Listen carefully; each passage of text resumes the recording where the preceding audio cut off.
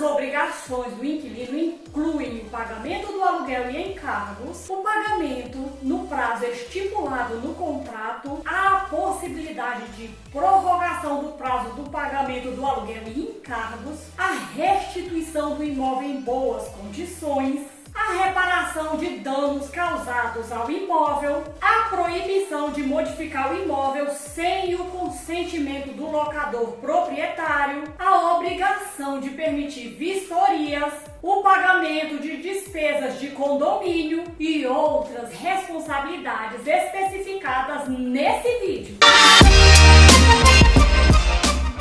Olá, meu nome é Virna e hoje vamos falar das obrigações do inquilino. É importante que você esteja ciente de todas as obrigações do inquilino, mas eu chamo a sua atenção para a 10ª obrigação do inquilino. Essa obrigação tem 2 posicionamentos e eu peço a você que deixe o seu comentário sobre esses posicionamentos. Qual desses posicionamentos você concorda? Mas antes de começar, se inscreva, deixe seu like. Se inscreveu, deixou seu like? Agora vamos começar. Pagar pontualmente o aluguel e os encargos da locação legal ou contratualmente exigíveis no prazo estipulado ou em sua falta até o 6º dia útil do mês seguinte ao vencido no imóvel locado, quando outro local não tiver sido indicado no contrato. Não pagar o aluguel é uma grave infração legal e contratual. Propicia o enriquecimento sem causa do inquilino, o que ofende o princípio da boa-fé. A obrigação de pagar o aluguel deve ser cumprida no vencimento, que em geral se encontra determinado no contrato. Já é praxe do mercado que os aluguéis vençam no final do mês. Mas nada impede que o aluguel vença em qualquer outro dia do mês. Entretanto, isso causa dificuldades, pois os indexadores são mensais. Veja, os indexadores, também chamados de índice de mercado ou indicadores macroeconômicos, são taxas de referência muito usadas para acompanhar o desempenho da economia, avaliando as tendências de consumo e disponibilidade de crédito no mercado. Exemplo de indexadores: IPCA, IGPM, taxa Selic e a taxas DI ou CDI. Taxa Selic é conhecida como a taxa básica de juros. O indicador busca ditar o ritmo da economia e controlar a inflação. A título de curiosidade, você sabia que a maior taxa Selic da história foi registrada em 1989, período em que a economia brasileira sofria a hiperinflação. Em 2 de fevereiro daquele ano, o índice apurado foi de 3.626% no dia. A maior Selic acumulada em 12 meses foi registrada em 26 de dezembro do mesmo ano, quando a taxa composta atingiu 115.000%. Isso aconteceu no governo Sarney. A menor taxa Selic da história foi registrada entre agosto de 2020 e março de 2021, quando o índice ficou no patamar de 1,90% ao ano. Nesse período, o Copom estabeleceu uma meta de 2% ao ano para tentar estimular a economia em meio à crise provocada pelo coronavírus. Isso aconteceu no governo Bolsonaro. Por isso, é comum que a locação que se inicia no meio do mês se proceda o acerto dos dias para que o vencimento do aluguel passe a coincidir com o último dia do mês. Quando o contrato estabelece o dia do vencimento do aluguel, o atraso no pagamento do aluguel está automaticamente caracterizado, independente de ação judicial ou extrajudicial. Começa o atraso a contar do dia do vencimento, além de ficar o locador proprietário autorizado a pedir a rescisão do contrato, através através da ação de despejo por falta de pagamento. É frequente que os proprietários locadores concedam um prazo de graça, um prazo de prorrogação no pagamento, prorrogando por alguns dias o vencimento do aluguel e dos encargos. Nesse caso, a medida judicial só pode ser adotada após o prazo concedido voluntariamente. Muitos inquilinos sem nenhuma base jurídica, imaginam que a ação de despejo só pode ser proposta após o prazo de 3 meses, quando já vencido 3 meses de aluguel. No dia do vencimento do primeiro mês ou prazo de tolerância, pode o locador entrar com a ação de despejo. A obrigação abrange tanto o aluguel como impostos, taxas e despesas condominiais. Não pagar os encargos pontualmente, ainda que o aluguel esteja em dias, constitui infração legal que justifica a ação de despejo. Já nas locações verbais, que não se tenha fixado o dia do vencimento do aluguel e dos encargos, o pagamento do aluguel terá de ser feito até o 6º dia do vencimento do aluguel e dos encargos. Isso é, o pagamento terá de ser feito do mês seguinte ao vencido. A lei anterior falava em 10º dia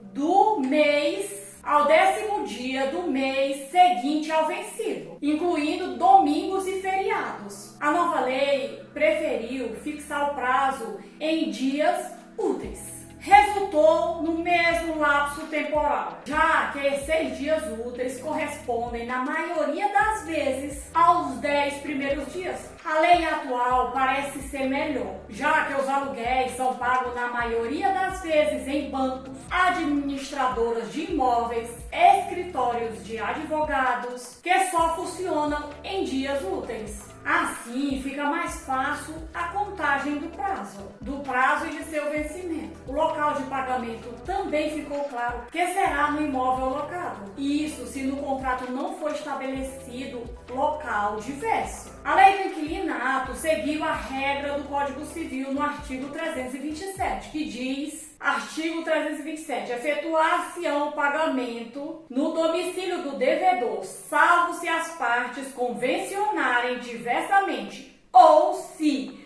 o contrário resultar da lei, da natureza da obrigação ou das circunstâncias. No silêncio do contrato, se não tiver no contrato ou nas locações verbais, o pagamento do aluguel deve ser no imóvel locado. O locador deve comparecer no imóvel locado ou enviar representante. A obrigação de pagar o aluguel deve ser reclamada pelo locador proprietário. Se o locador não comparecer no imóvel locado, o inquilino não fica com o aluguel atrasado. Observação: isso se não tiver contrato ou se tiver contrato, não houver estipulado no contrato o local de pagamento. Nessa hipótese, abre-se uma dupla opção para o inquilino. Primeira opção: o inquilino pode ficar inerte, parado, esperando o locador proprietário ir cobrar o aluguel. Ou pode consignar em juízo. Esse retardamento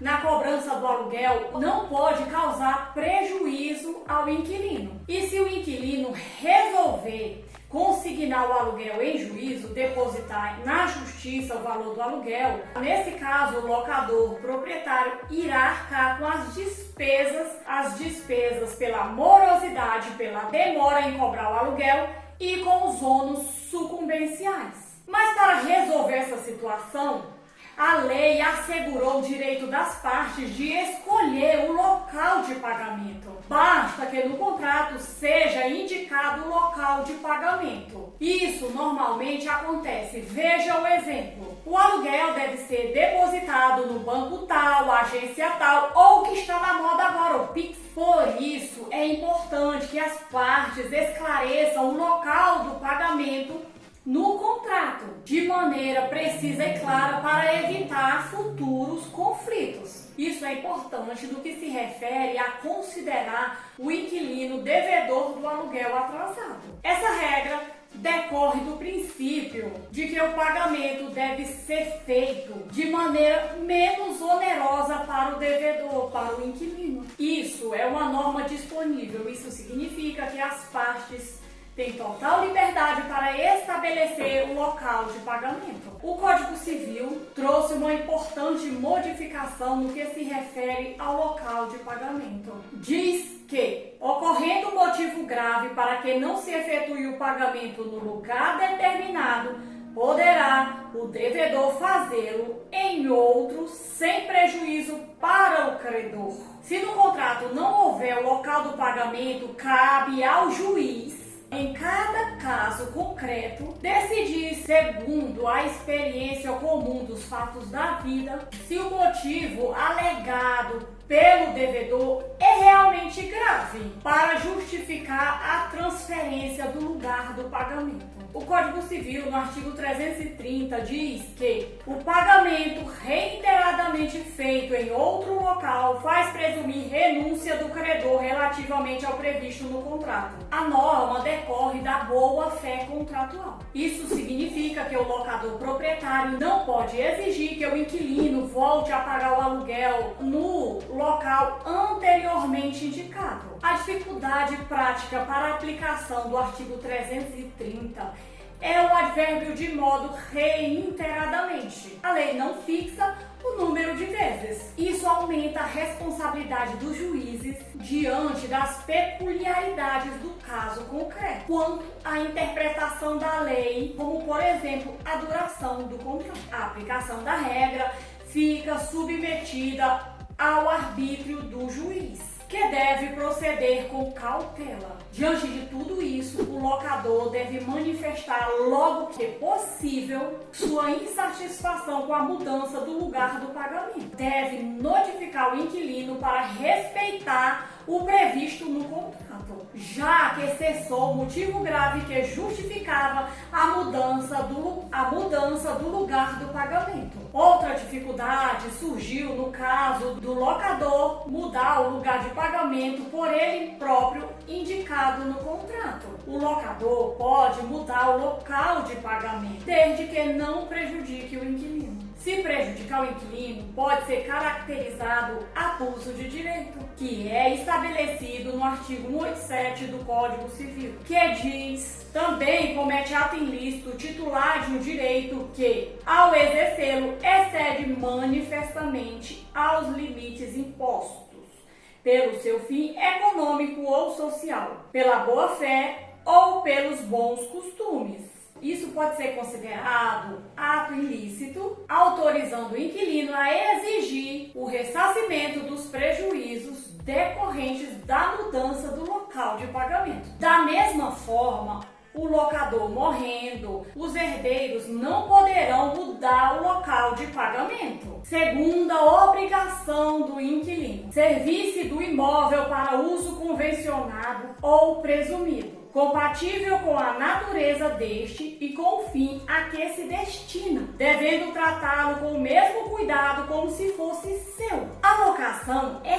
feita para um determinado fim, que pode ser residencial, temporada ou comercial. É dever do inquilino usar o imóvel para o fim previsto no contrato. Não pode modificar-se a prévia expressa autorização do locador. Se não constar no contrato a finalidade da locação, ela é presumida por circunstâncias peculiares a cada caso, inclusive a destinação do edifício ou local de pagamento, profissão dos inquilinos e assim vai. É a obrigação do locador tratar o imóvel como se fosse seu. O inquilino não pode alegar que também não trata com cuidado os seus próprios bens, para livrar-se da obrigação de cuidar do imóvel que alugou. Isso é uma tentativa de burlar os objetivos da lei e ao princípio da boa-fé objetiva. Terceira obrigação do inquilino: restituir o imóvel fim da locação no estado em que recebeu, salvo deteriorações decorrentes do uso normal. Sendo a locação um contrato de duração que se projeta no futuro através de atos reiterados de execução, não seria possível a restituição no imóvel no mesmo estado. O tempo deixa marcas permanentes e inevitáveis nas pessoas e nas coisas. E por mais cuidadoso que fosse o locatário, após um certo tempo, o imóvel consequentemente vai apresentar. O locatário será responsável pelas deteriorações a que deu causa, direta ou indiretamente, através de terceiros, familiares ou prepostos. Me fizeram uma pergunta interessante e eu fiz um vídeo respondendo essa pergunta. Eu vou deixar esse vídeo em algum lugar ou na descrição. A pergunta é: o inquilino é obrigado a pintar o imóvel no final da locação? Assista o vídeo e depois deixe nos comentários o que você achou. O Código Civil e a Lei do Inquilinato não definem o que vinha a ser o uso normal. O conceito vem da doutrina e do bom senso. Leva-se em consideração a prudência do homem normal, os cuidados normalmente adotados por todos e de acordo com o fim que se destina à locação. É o uso que as pessoas de bem fazem com os seus bens, com seus imóveis, cuidando com moderação e zelo. Se as deteriorações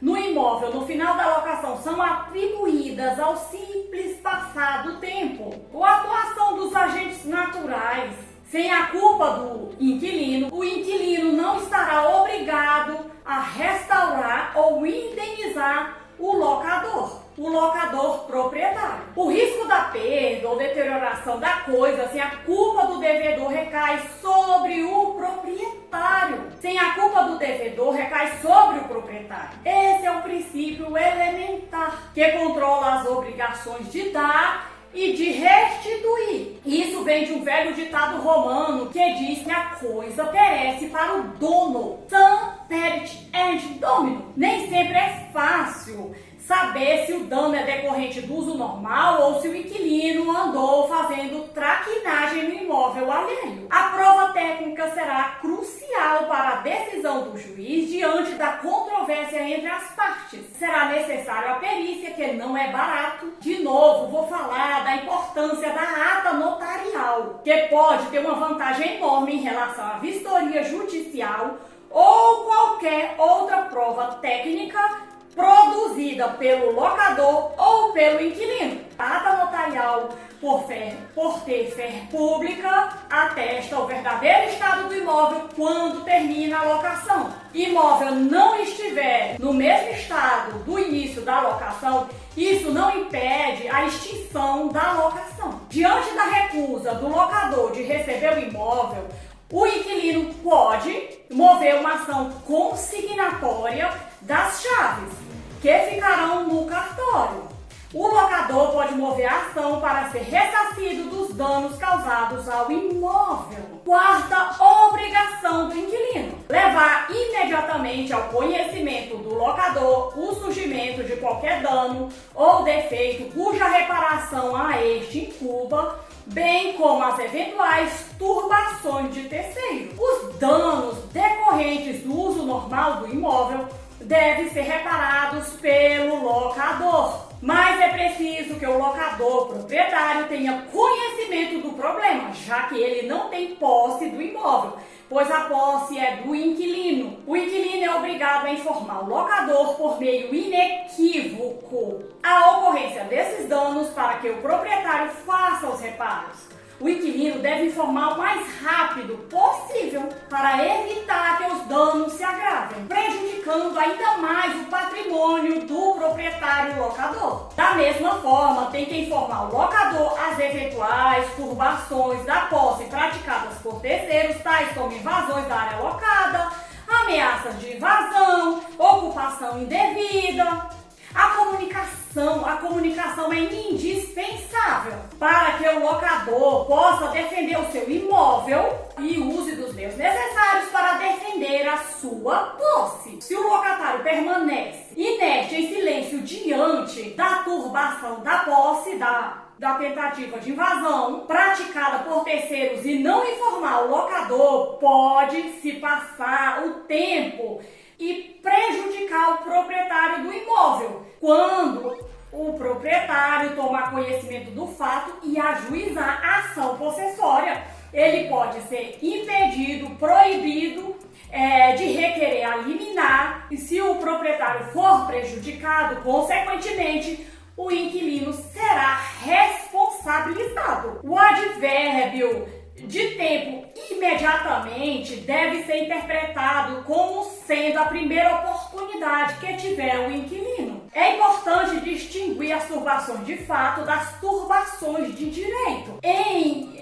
Turbações de direito é fundada em algum documento. As turbações de fato, o inquilino pode agir diretamente contra o ofensor, dispensando a ajuda do locador proprietário, pois o inquilino tem a posse direta e pode mover uma ação possessória. Nesse caso, é dispensada a intervenção do locador na defesa da posse, mas não há impedimento para que o proprietário defenda a posse do imóvel, já que é possuidor indireto. Eu explico o que é possuidor direto e o que é possuidor indireto em outro vídeo que eu vou deixar na descrição ou vou deixar aqui no final do vídeo. Quanto às turbações de direito, são aquelas em que o terceiro reivindica a posse alegando ter algum direito real sobre o imóvel. Por exemplo, alguém se apresenta como verdadeiro proprietário ou usufrutuário do imóvel. Nesse caso, cabe o inquilino levar o fato ao conhecimento do proprietário, já que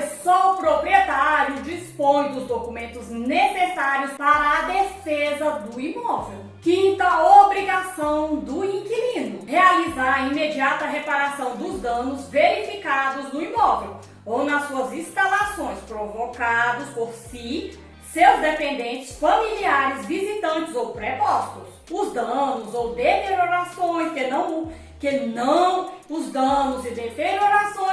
decorrem do uso normal, e sim da culpa do inquilino, dependentes, familiares, visitantes, prepostos, devem ser reparados imediatamente pelo inquilino com o seu dinheiro. Verificando que o dano ocorreu por culpa do inquilino, deve o imóvel ser reparado, reposto no estado anterior. E, se necessário, tem que fazer a substituição de peças, utensílios, equipamentos ou instalações por outras de igual qualidade ou similar.